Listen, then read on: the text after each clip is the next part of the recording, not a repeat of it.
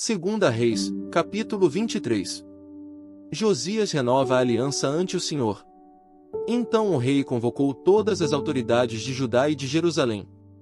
Depois o rei subiu ao templo do Senhor acompanhado por todos os homens de Judá, todo o povo de Jerusalém, os sacerdotes e os profetas, todo o povo, dos mais simples aos mais importantes. Para todos o rei leu em voz alta todas as palavras do livro da aliança, que havia sido encontrado no templo do Senhor.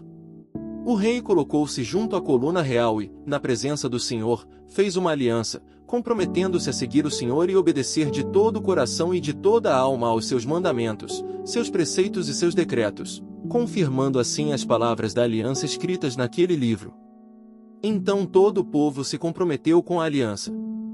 O rei deu ordens ao sumo sacerdote Uquias, aos sacerdotes auxiliares e aos guardas das portas que retirassem do templo do Senhor todos os utensílios feitos para Baal e Azerá e para todos os exércitos celestes.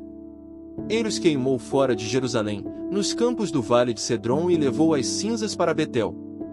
E eliminou os sacerdotes pagãos nomeados pelos reis de Judá para queimar incenso nos altares idólatras das cidades de Judá e dos arredores de Jerusalém, aqueles que queimavam incenso a Baal, ao sol e à lua, às constelações e a todos os exércitos celestes. Também mandou levar o poste sagrado do templo do Senhor para o vale de Cedron, fora de Jerusalém, para ser queimado e reduzido a cinzas, que foram espalhadas sobre os túmulos de um cemitério público.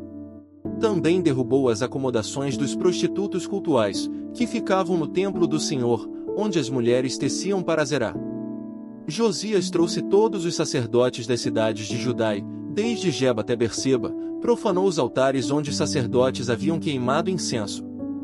Derrubou os altares idólatras junto às portas, inclusive o altar da entrada da porta de Josué, o governador da cidade, que fica à esquerda da porta da cidade. Embora os sacerdotes dos altares não servissem no altar do Senhor em Jerusalém, comiam pães sem fermento junto com os sacerdotes, seus colegas. Também profanou Tofete, que ficava no vale de Ben-Hinom, de modo que ninguém mais pudesse usá-lo para queimar seu filho ou filha em sacrifício a Moloque. Acabou com os cavalos que os reis de Judá tinham consagrado ao sol. Estavam na entrada do templo do Senhor perto da sala de um oficial chamado Natã-Meleque. Também queimou as carruagens consagradas ao sol. Derrubou os altares que os seus antecessores haviam erguido no terraço, em cima do quarto superior de Acais, e os altares que Manassés havia construído nos dois pátios do templo do Senhor. Retirou-os dali, despedaçou-os e atirou em entulho no vale de Cedron. O rei também profanou os altares que ficavam a leste de Jerusalém no sul do Monte da Destruição, os quais Salomão, rei de Israel, havia construído para o poste sagrado, a detestável deusa dos Sidonios, para Camos, o detestável deus de Moabe, e para Moloque, o detestável deus do povo de Amon. Josias despedaçou as colunas sagradas, derrubou os postes sagrados e cobriu os locais com ossos humanos. Até o altar de Betel, o altar idólatra edificado por Jeroboão, filho de Nebate, que levou Israel a pecar, até aquele altar e o seu santuário, ele os demoliu. Queimou o santuário e o reduziu a pó, queimando também o poste sagrado. Quando Josias olhou em volta e viu os túmulos que havia na encosta da colina, mandou retirar os ossos dos túmulos e queimá-los no altar a fim de contaminá-lo, conforme a palavra do Senhor proclamada pelo homem de Deus que predisse essas coisas. O rei perguntou: que monumento é este que estou vendo? Os homens da cidade disseram: é o túmulo do homem de Deus que veio de Judá e proclamou estas coisas que tu fizeste ao altar de Betel. Então ele disse: deixem-no em paz. Ninguém toque nos seus ossos. Assim pouparam seus ossos bem como os do profeta que tinha vindo de Samaria. Como havia feito em Betel, Josias tirou e profanou todos os santuários idólatras que os reis de Israel haviam construído nas cidades de Samaria e que provocaram o Senhor a ira. Josias também mandou sacrificar todos os sacerdotes daqueles altares idólatras e queimou ossos humanos sobre os altares. Depois voltou a Jerusalém. Então o rei deu a seguinte ordem a todo o povo: celebrem a Páscoa ao Senhor seu Deus, conforme está escrito neste livro da aliança. Nem nos dias dos juízes que lideraram Israel, nem durante todos os dias dos reis de Israel e dos reis de Judá, foi celebrada uma Páscoa como esta. Mas no 18º ano do reinado de Josias, esta Páscoa foi celebrada ao Senhor em Jerusalém. Além disso, Josias eliminou os médiuns, os espíritas, os ídolos da família, os ídolos e todas as outras coisas repugnantes que havia em Judá e em Jerusalém. Ele fez isto para cumprir as exigências da lei escritas no livro que o sacerdote Uquias havia descoberto no templo do Senhor.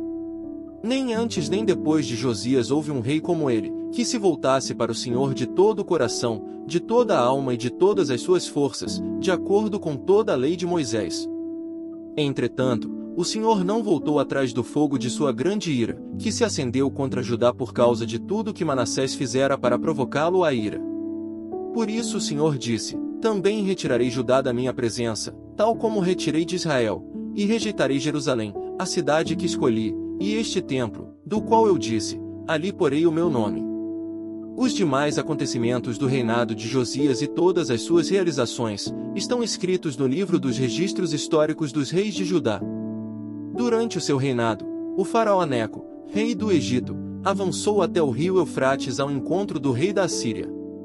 O rei Josias marchou para combatê-lo, mas o faraó Neco o enfrentou e o matou em Megido.